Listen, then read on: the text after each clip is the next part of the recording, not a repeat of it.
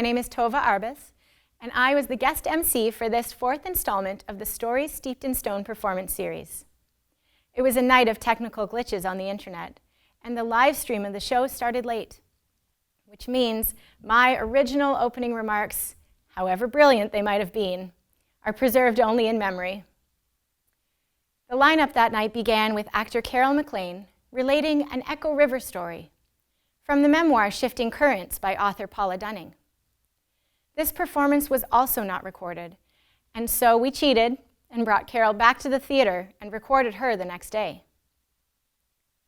There were other little bits and pieces missing, my introduction for Kathy Fisher's heritage presentation, and several minutes of the headliner, Stone's Throw from the Heart, Growing Up Northern, with George Houston and Jarrett Mills.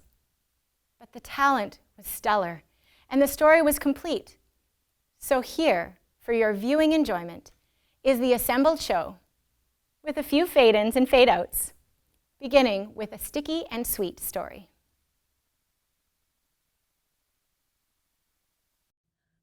After supper, I poured the final 2-gallon pail of sap into the big canning kettle and put it on the stove.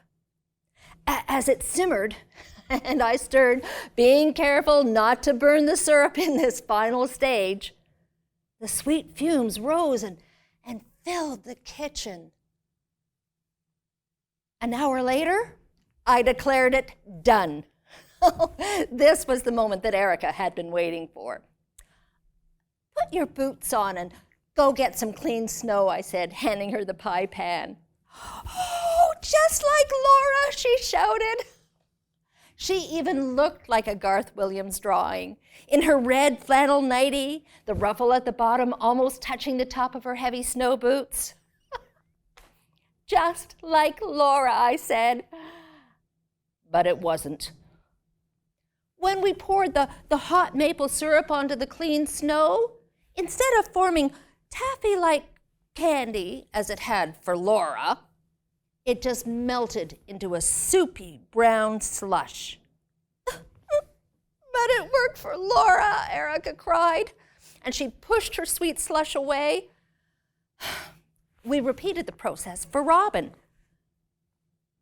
with the same result. "Well, the snow's probably too soft," said Dad. "Or maybe the syrup's not thick enough yet," said Jack. "Here," said Mum. "Give me a taste." She dipped the end of her spoon into the slush. Good, like maple ice cream." Erica smiled. I tucked the kids, smelling of smoke and sweetness, into their beds and headed back to the kitchen. Giving the syrup a final stir, I glanced up and noticed a glossy sheen to the paint on the wall above the stove. I reached up and touched it with my finger. Sticky. I looked up at the ceiling. Same sheen. The countertops, the table and chairs, the windowsill, the salt and pepper shakers. A film of syrup covered the entire kitchen. I filled 4 mason jars with the steaming syrup. That's all that was left of the 40 gallons of sap, the treks across the field, the tapping and collecting, the quiet moments of contemplation, the struggling walks through the snow, the squabbling children, the hot dog roasts, and the scrubbing job ahead of me. Pancakes. Pancakes for breakfast. Whole wheat.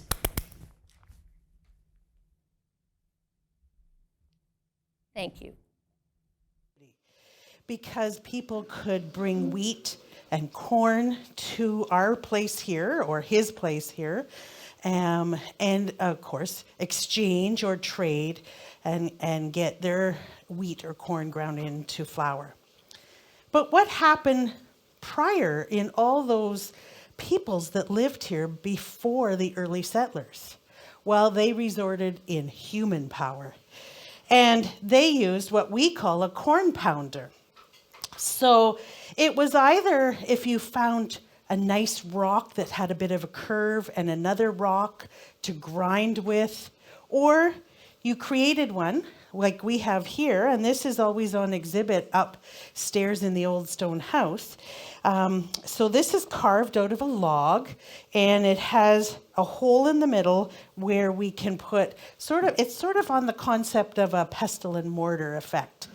So what we do is, of course, we gather corn, and it gets picked off the cob and put in down below, down here, and then it's getting everyone to pound the corn. It takes a lot of work, a lot of strength, and when you get it, it's still really not a full flour, so you have to sift it and put all the kernels that didn't break down back in. But you will have a corn flour. This has been done so many times by all the children that come on, and we put them to work for grade 3 programming. We have lots of flour in there now. So the cornmeal or the corn flour or plain flour from wheat was something that all the voyageurs would trade for or be given rations. The same, because their journey, they would get the same in peas, any dry goods they can carry in the canoes for weeks on end and for campfires at night. The same kit was also given to the 1812 soldiers at the time. So the hub in the community right here at the Ermatinger site with the grist mill became a place of importance, not just for fur trade, but also for livelihood and nutrition. So that's sort of the story of the corn pounder. This evening, those of us here joining us are trying our homemade heritage corn bread and, of course, the sticky maple syrup. So thank you.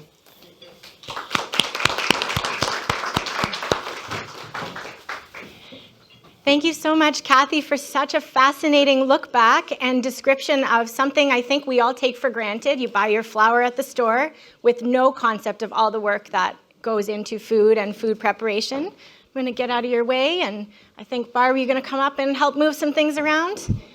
It really is something we take for granted these days. And I was trying to explain this to my children with our little mortar and pestle at home, saying, okay, so for, a week, you're going to pound that so we can have one loaf of bread, and they just didn't compute. So we're going to take a little trip back to the 1980s, and I invite you to breathe in the fresh air and crisp smell of the trees as we find ourselves hillside, somewhere in the wilds of Northern Ontario, sitting around a campfire with our new friends. Come on in, Josh and Sam.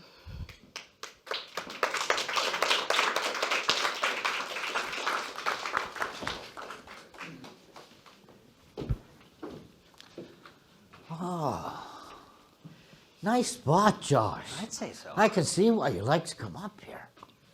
Wow. Makes me glad I brought my guitar.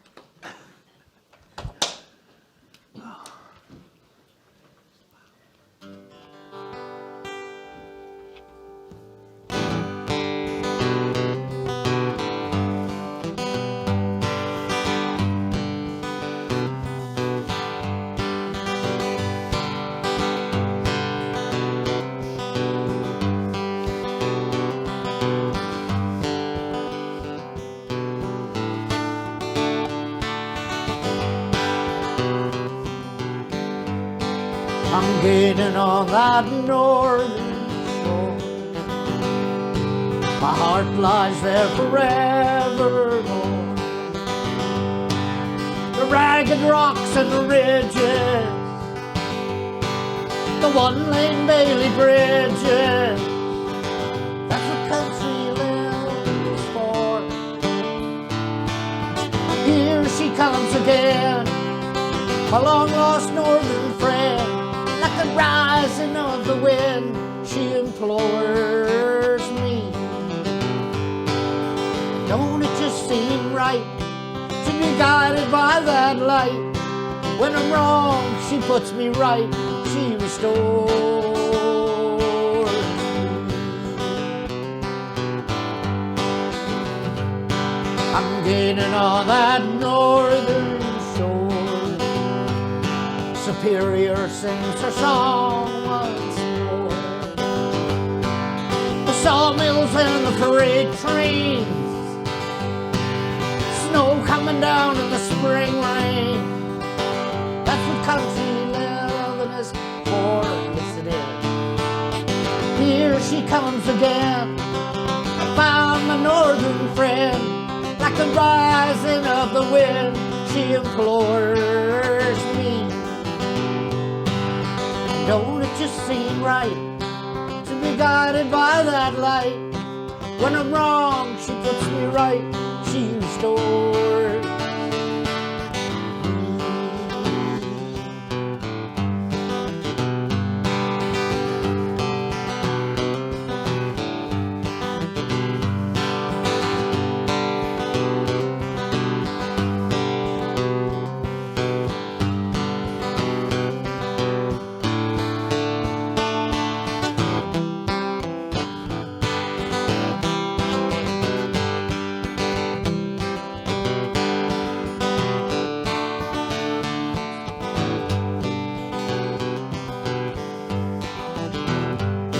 I'm gaining all that northern.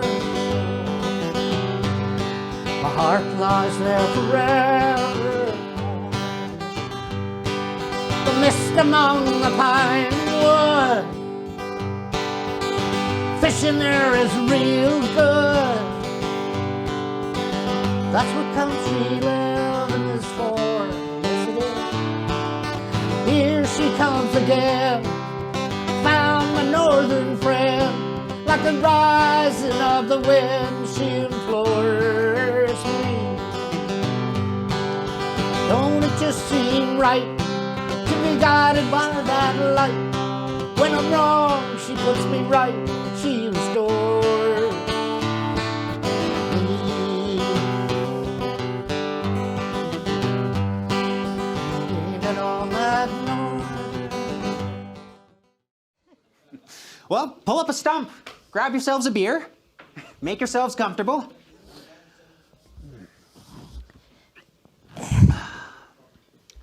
My name's Josh. And I'm Sam. Yes. And I'm from, well, Toronto now, I guess. But I was born and raised here in the north, so I feel like I gotta come back every now and then to just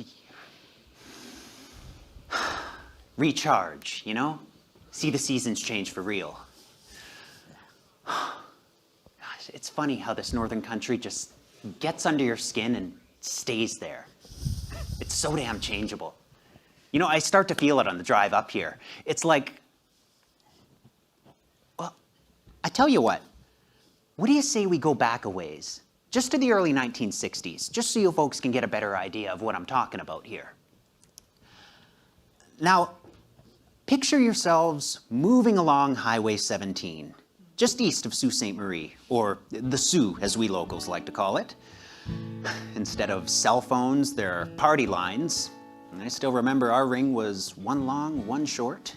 And instead of cable, there are TV antennas dotting the rooftops of the houses, picking up maybe 3 channels on a good day. Now, let's say it's a brisk winter morning in late March. Now, as we travel along, you might find yourself remarking on the highway being a lot narrower than it is today. And the snowbanks lining the sides of the roads sure seem a lot bigger too. And the houses, or what there are of them anyways, are spread about a 1/4 mile apart. And the landscape itself, the landscape is beautiful. Rugged, but beautiful. Lots of deep, dark evergreens, the mottled gray of the rock cuts, and the shining silver blue of the sky hanging above it all.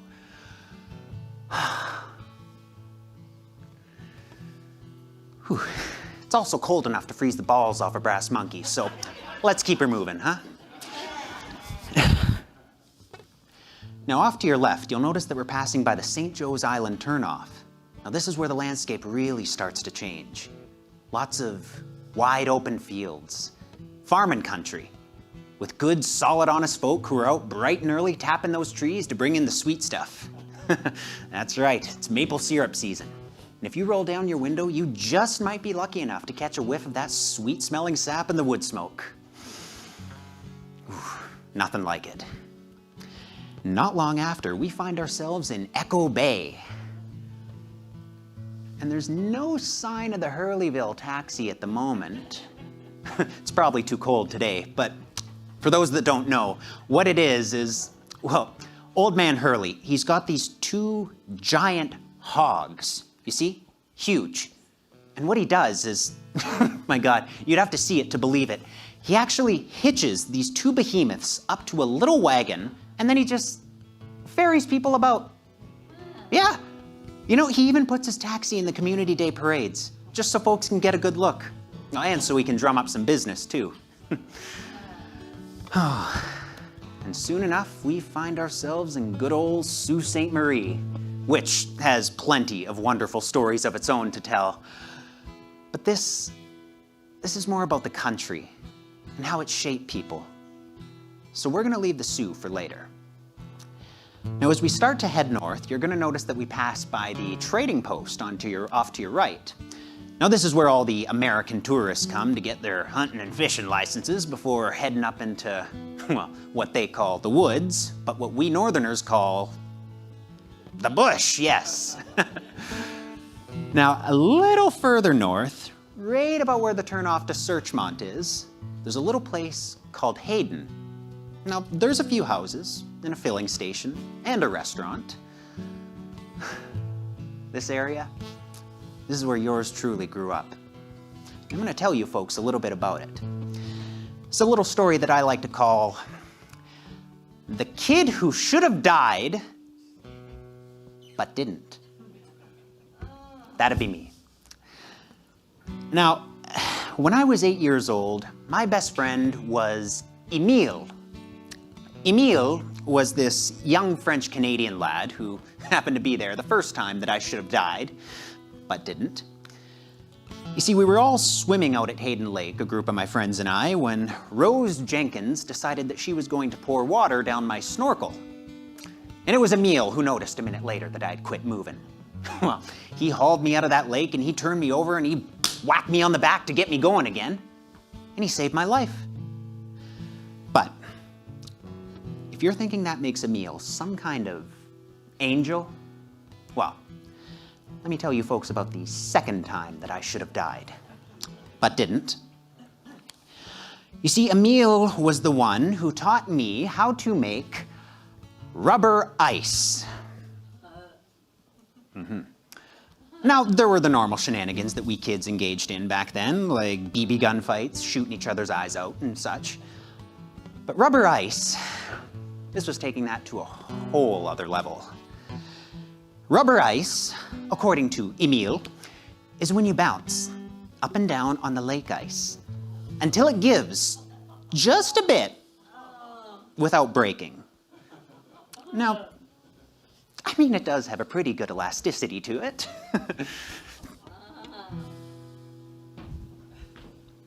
An elasticity that any sane individual would immediately recognize as the edge of disaster and a final warning.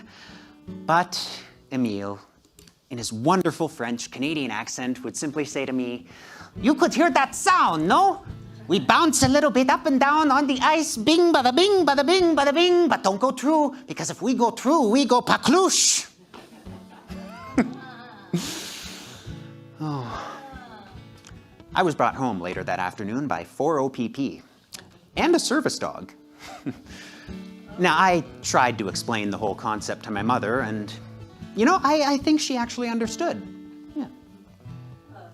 I mean, she did turn a shade of white that day that never quite left her. My ass turned a scarlet color that day, too. Oof. Now, the third time that I should have died, but didn't, I was just showing off. riding my bike with no hands when I hit the railroad tracks at the crossing and I took a tumble smack dab in front of an oncoming 61 Plymouth Fury. Yeah, I can still hear the screeching of those brakes as I got a good look at the treads on that tire underneath the front bumper. And I remember thinking to myself, it was no accident that that tire was a Goodyear. Now, the fourth time that I should have died, but didn't, I was just lying in bed, minding my own business. My buddy Emil, he comes in to get me up because we were supposed to go partridge hunting that morning. But, aspiring delinquent that I was at the ripe old age of 15, I was hungover from imbibing the night before on a Mickey of black velvet rye whiskey, so I was feeling decidedly under the weather.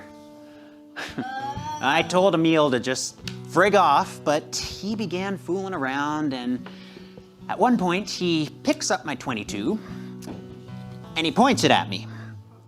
And he says, "I didn't get up this early for nothing. Now get up."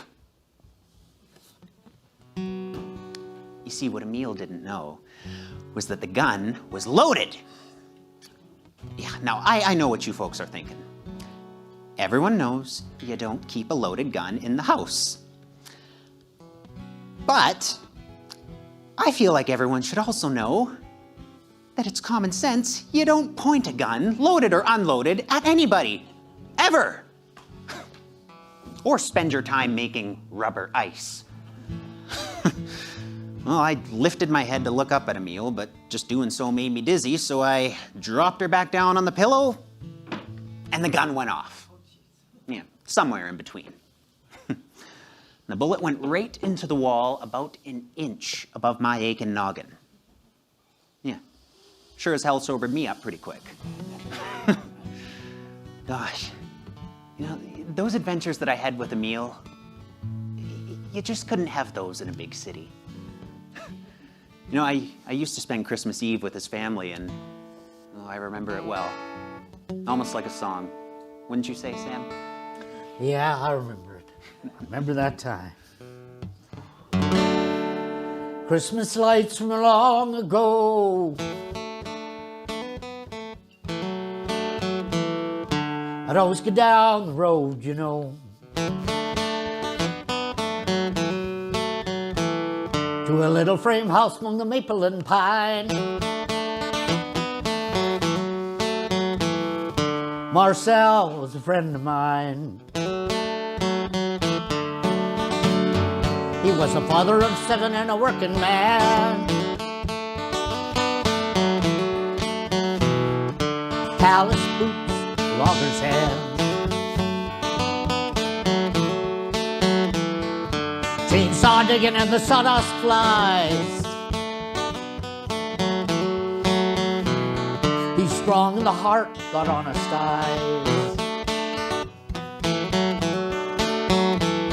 I can still hear the fiddle round the old oil stove and the guitar lending a hand.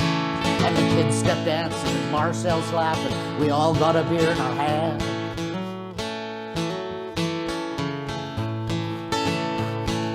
Marcel's laugh was a gusty roar. He laughed till the teardrops fell on the floor. Talk of David Lewis and the NDP. That truth was gonna be the death of me. I can still hear that fiddle round the old oil stove, the guitar lending a hand, and the kids step dancing and Marcel's laughing. We all got a beer in our hand.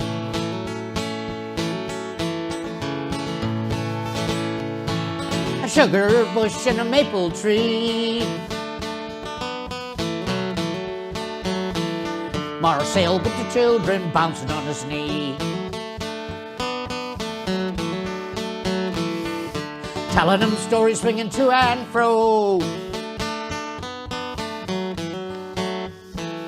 That grandpere makes us laugh, you know.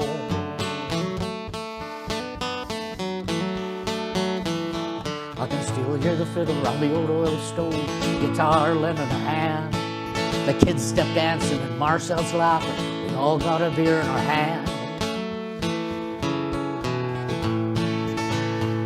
So drink toast to a working man. Got front row seats in the promised land. And he didn't have trouble getting in, you see. St. Peter at the gates is an NDP.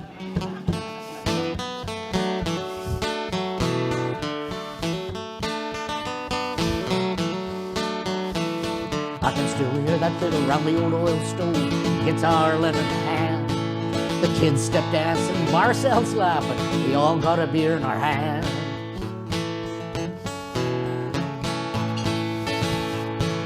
Christmas lights from long ago. I'd always go down the road, you know, to a little frame house among the maple and pine. Marcel was a friend of mine.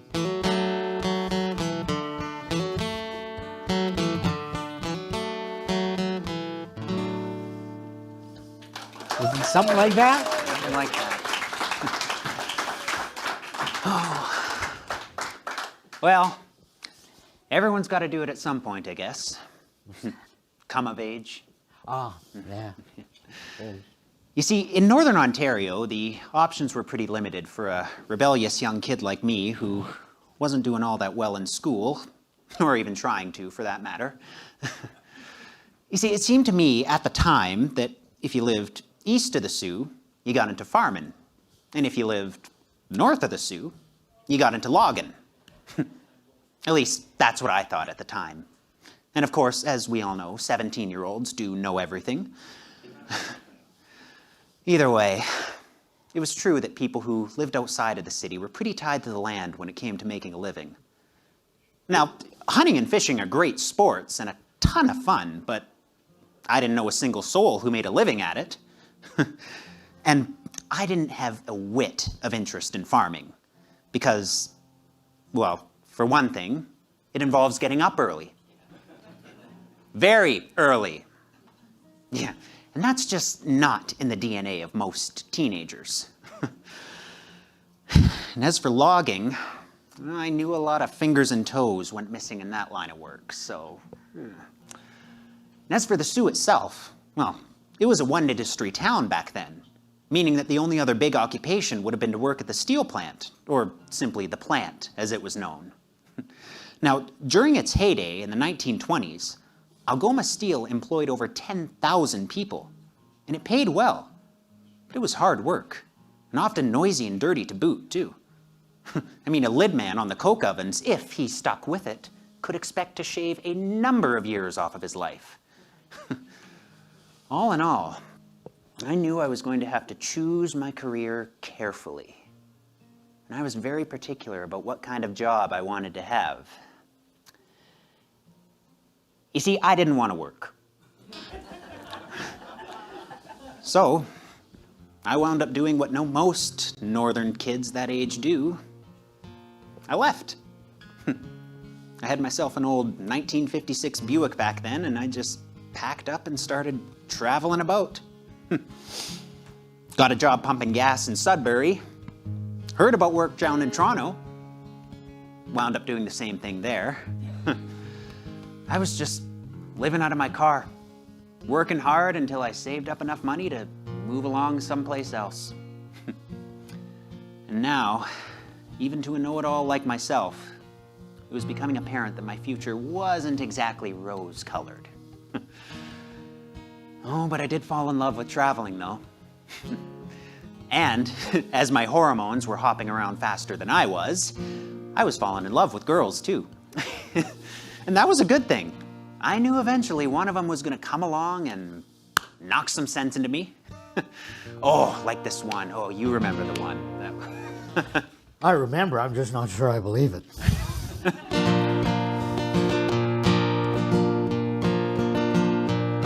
There's a wood fire burning in a rusty stove. Old pine boards with nails that are holding skates along the wall. In a rink shack somewhere east of Montreal. She was lacing up on an old tin chair. I walked up so I could truly see what was bringing out the northern side of me. She said, "Got myself out, you old English. My name's Avril and I think's gonna be on your team." And the socks hung over the stove began to steam. Well, it was cold outside, about 20 below. I brushed at her hair through the new fallen snow. The ice in the air and the midnight sky. She scored a goal from a blue line shot. I was there to assist. We met at center ice and then we kissed. I said, "How come you came to find me here? It's 2 a.m. and there's not another soul around." She said, "Maybe I'll follow your tracks along the ground." She said, "Where are you from originally?" I said, "Way up north, Sault Ste. Marie." Blades and skates in the corner zone. She wins the draw and steals the puck. I hope she's gonna pass to me. She's bringing out the northern side of me. And then she says with a laugh, "You old English, I tell from the way that you play, you're from the Sioux. You're bringing out the northern side of me too." And then she stopped with a twirl, and she said with a smile, "Let's play this game. I got to go in a while." Shot, shot, whistled, and away she flew. The crossbar rang, the puck dropped down, and I moved into the slot. She shoved me into the net, and then we fought. Well, her gloves dropped down, and her sweater's high. She started to laugh, and said with a sigh, "Oh, I got to go. I need my sleep. I'd invite you to, but there's something that you should know. My father used to wait for me back at home." And so I kissed her good night, and I stood in the yard, and the man at the door was Maurice Richard. Oh, with fire burning in a rusty stove. Old pine boards with nails that are holding skates along the wall. In a rink shack somewhere east of Montreal. That one? That's the one. Yeah, I remember her. Oh, yes. Well, I found myself missing the North, so I moved back to the Sioux. I fell in love. I got married. And before too long, there were some young ones. I guess I just kind of figured that it was time to settle down. I kind of resigned myself to growing up and doing something with my life. So, as I mentioned before, options in the Sioux were limited at the time, and I found myself going through the number 2 gate at the plant looking for work. Now, I was a little underweight at the time, so I loaded on about a gallon of water and stuffed my cargo pockets with some lead weights, and fortunately that did the trick. I was inducted and due to start the next week.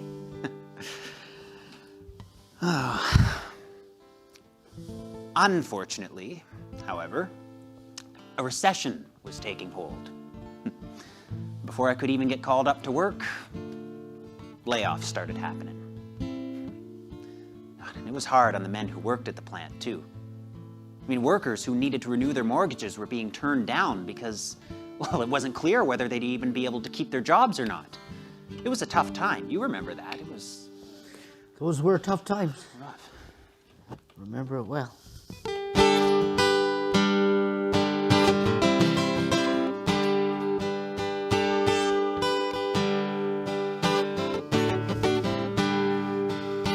Lunch pails swinging as they walk.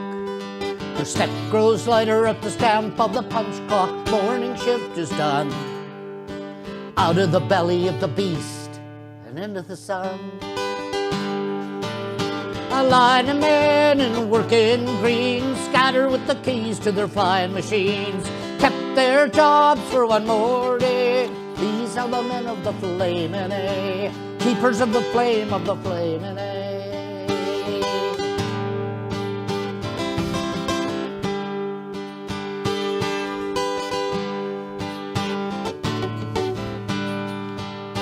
With rust-covered soot for a floor, the scattered heaps of the coke and the iron ore. Rollers lift and crane, all moving to the sound of the same metallic refrain.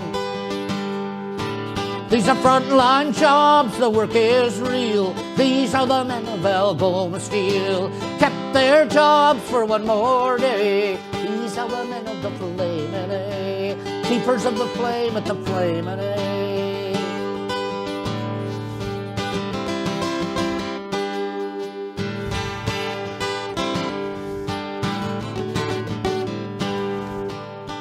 Needing new rails and gear, father worked that steel mill for 40 years. I might have worked there too, but the jobs began to disappear in '82. And the wives of the steelmen all agree, times are tough in Sault Ste. Marie. They kept their jobs for one more day. These are the men of the flaming A, keepers of the flame of the flaming A, keepers of the flame at the flaming A.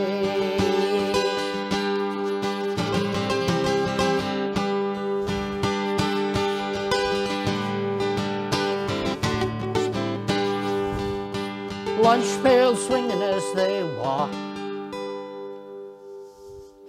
Yeah, tough time. So, I didn't know anything about farming. I didn't want to get my fingers cut off logging, and I couldn't get in at the plant. So that meant there was only one area left. Entrepreneuring. Now, that particular field of endeavor was peopled by some pretty colorful characters here in the North. God, and there's quite a list to choose from, too. Like, Alfie Dooley and his inventions. Now, a logger by trade, old Alfie would spend his spare time in the year of '65 working on, well, what he called the world's first electric car. And he planned to patent it, too.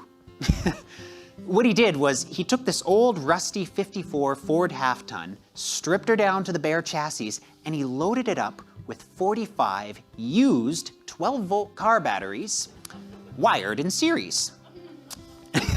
Now, he actually did get it to run about a quarter mile down the highway before it died on him and caught fire. The OPP, they came along and they just marveled outright at his ingenuity. And then promptly charged him with a number of offenses, including operation of an unsafe vehicle, not having any license plates, and for having an open fire without a permit.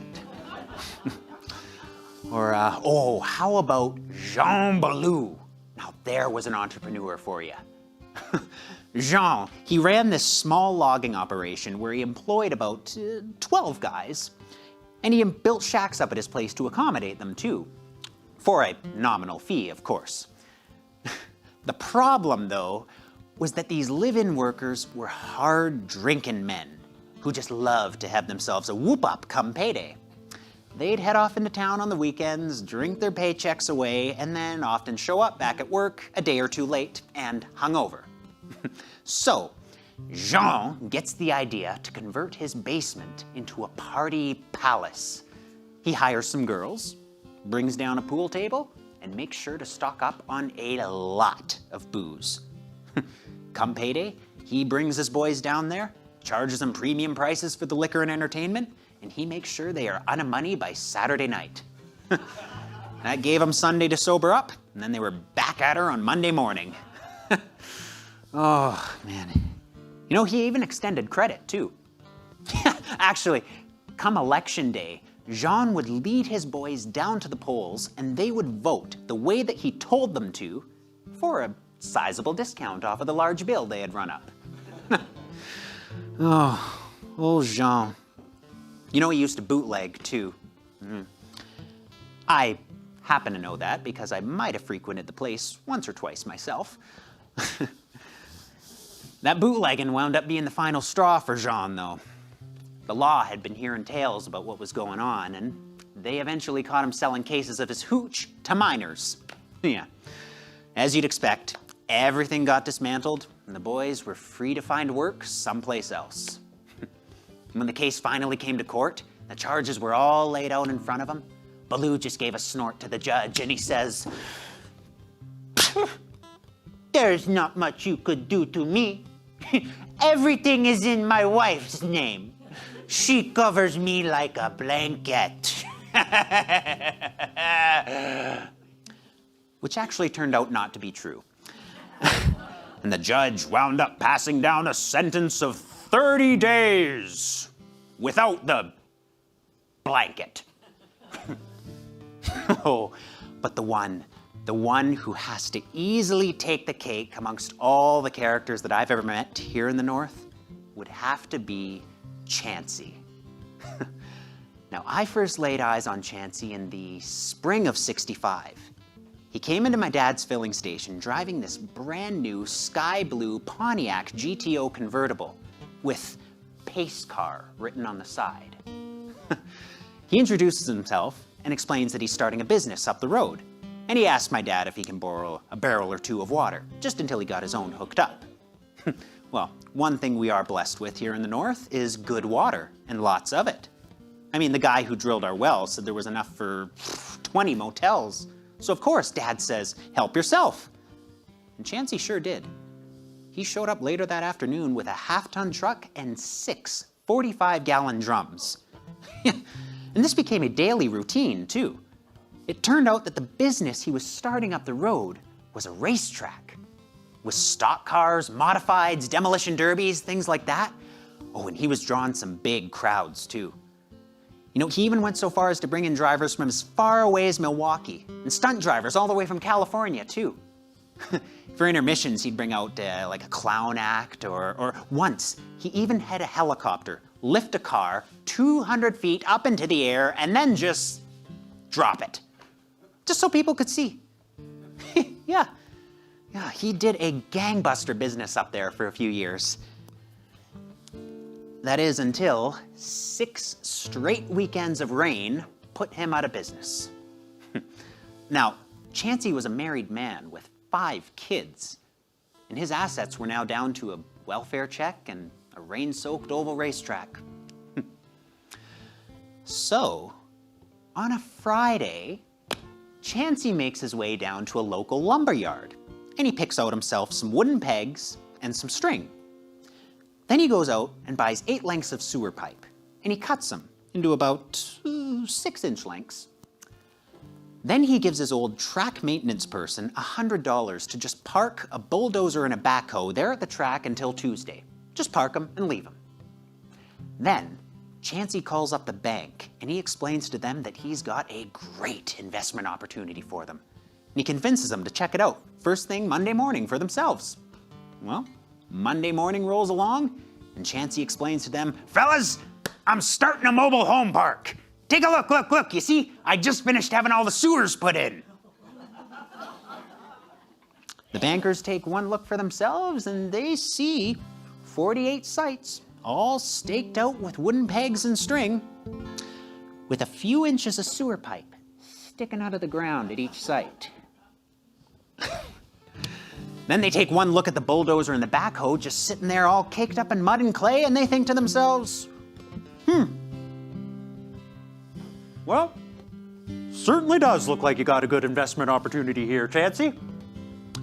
And you know what they did next? they loaned him $100,000 on the spot for bridge financing. Yes, sirree, Bob. That one welfare check was all he ever collected. Now, there was a fella who didn't need to work the land. He made the land work for him. Of course, that still left him with the issue of having to put actual sewers into the ground. But he did have $100,000 to do it with. Oh, gosh. You know, there are so many crazy stories like that to tell here in the North. And, well, I guess all across Canada, too. Wouldn't you say? Yeah. I can't help thinking there's, you know, the way we feel about Northern Ontario, there's people like that who feel the way they feel about their part of Canada. You take it as a whole, and it's just some kind of country, isn't it? Sure is.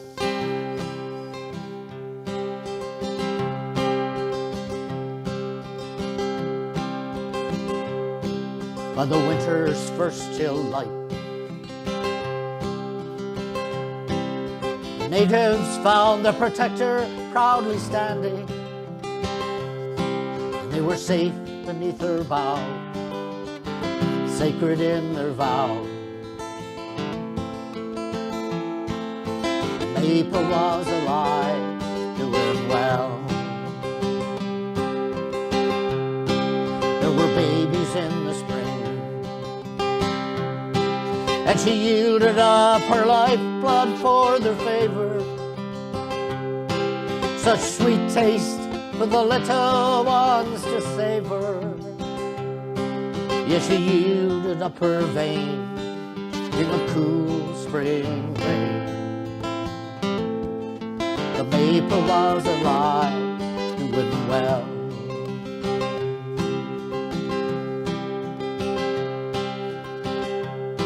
And in the summer sun so warm, the white men found the acres they could master, went plunging through her heartland ever faster. And she yielded up her strength in size and shape and length. The maple was alive, doing well.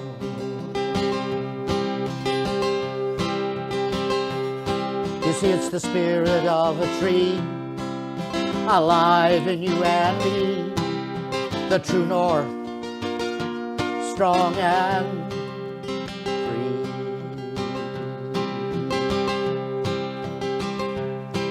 By the autumn's early frost, she'd cloaked herself in red to show her beauty,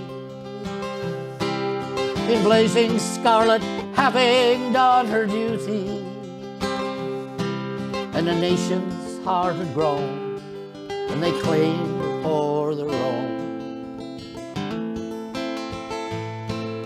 The maple was alive, doing well.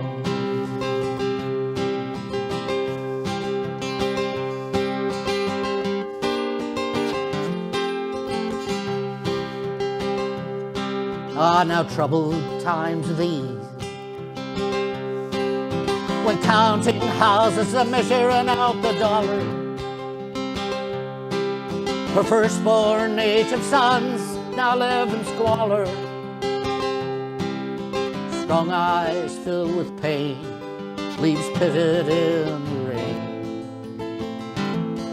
Is the maple to survive? It's hard to tell.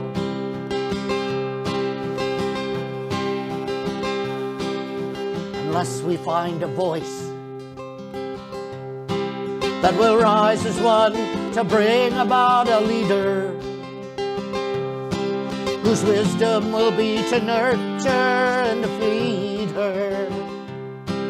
Let our voices not be still, for the maple is on the hill. And God give us the strength to make her well. For it's the spirit of a tree, alive in you and me, the true north, strong and free.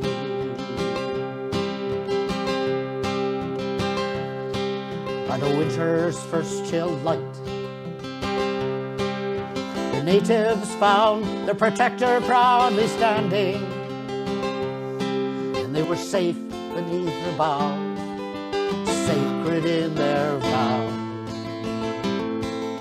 The maple was alive, doing well. Yes, the maple is alive, doing well.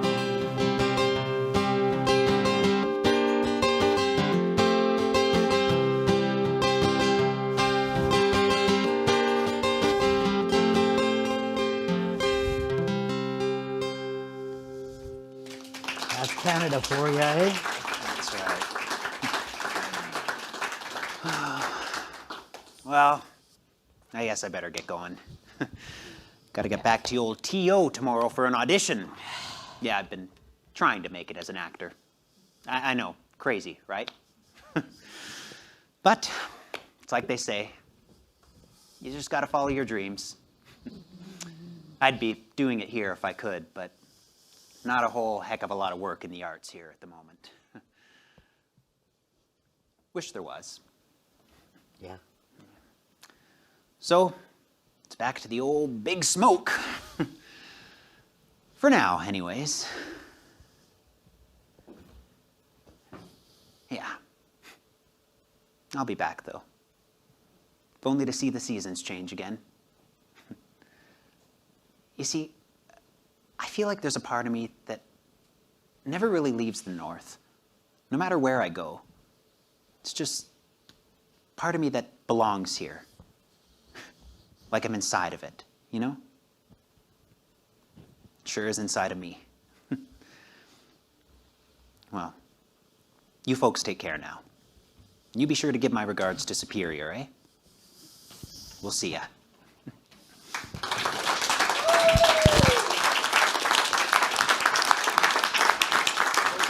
Oh, Jesus. Too far. Come on back up here. Come on back, Jen. Come on back up here.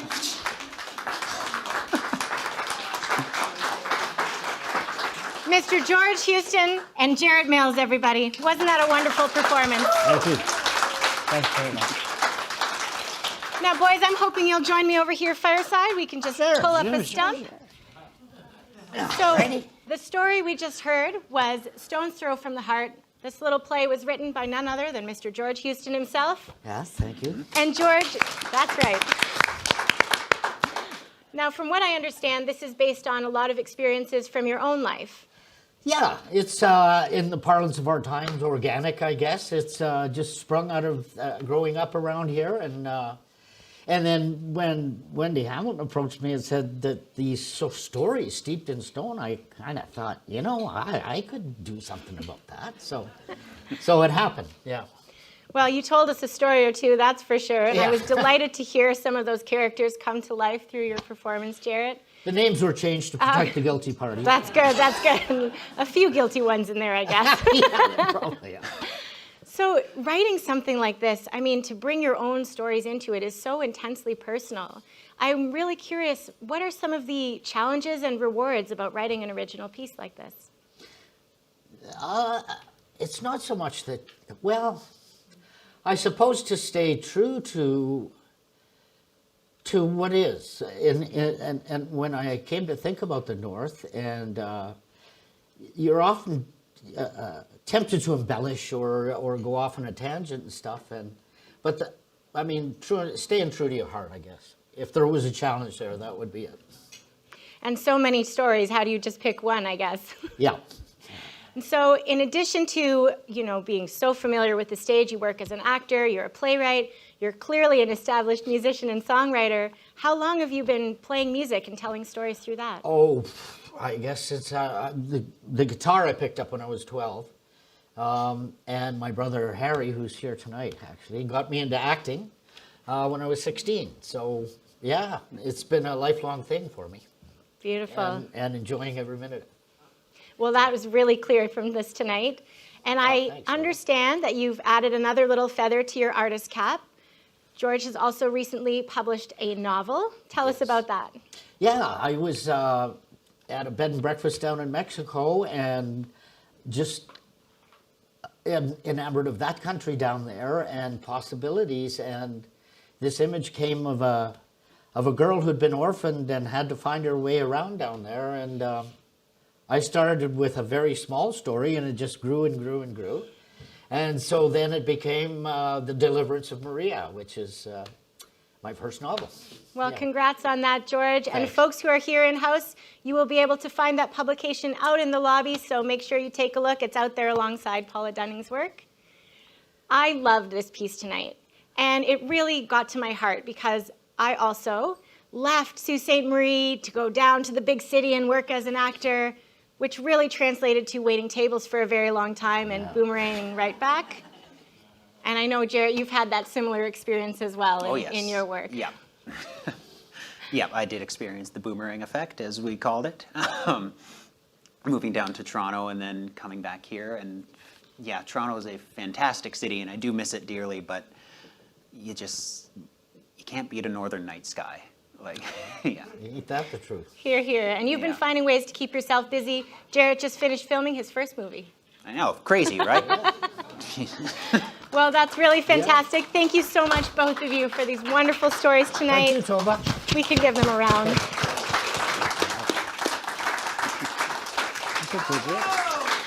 Thank you. Stick around, my friends. I really hope all of you enjoyed our stories from the North tonight. I would love to invite Carol McLean to come back to the stage, and we'll give all of our performers one more warm round of appreciation. We'll have to give a wave to Kathy Fisher, who's working hard out there. Story steeped in stone tonight. Thank you. And like the well-trained theater folks we are, we all just got in our little line for a bow, so very well trained up here. So you'll have to stay tuned and pay attention to all the details. The next Story Steeped in Stone is coming up in a couple weeks, May 26th, same time and place, and we'll be featuring local pianist and musician Ellen Van Laar. Really looking forward to that one, and I'll get to chat with, so I hope to see you all again there soon, because I'll be coming back as MC. Would be remiss if we didn't give a great thank you to Canadian Heritage, whose funding made this series possible. And it came to life through the partnership between Theatre in Motion and the Friends of the Ermatinger Heritage Discovery Society. Pardon. Now try saying that 3 times fast. It has really been delightful sharing this time and space with you all, for those of you here and for those of you joining from home. Thank you so much for joining us. Bama P. See you soon. Good night. Good night.